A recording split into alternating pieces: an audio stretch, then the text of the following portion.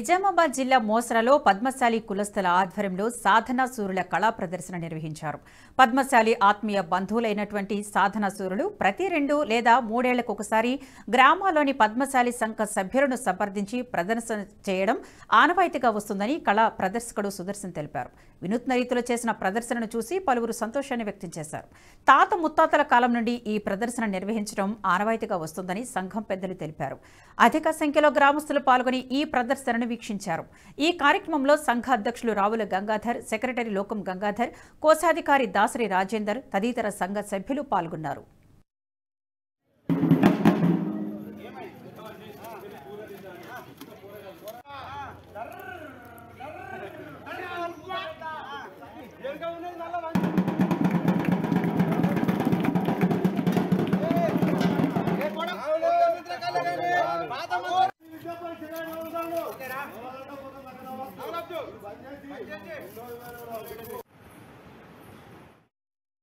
ఈ వీడియో మీకు నచ్చినట్టయితే లైక్ చేయండి, 10 మందికి షేర్ చేయండి. అలాగే కామెంట్ల రూపంలో మీ అభిప్రాయాలను మాతో పంచుకోండి. Nationalist hub group of channels ను సబ్స్క్రైబ్ చేసుకుని తెలుగునాట జాతీయవాద జర్నలిజాన్ని ప్రోత్సహించండి. ఈ వీడియో కింద ఉన్న బెల్ ఐకాన్ పై క్లిక్ చేయడం మర్చిపోవద్దు.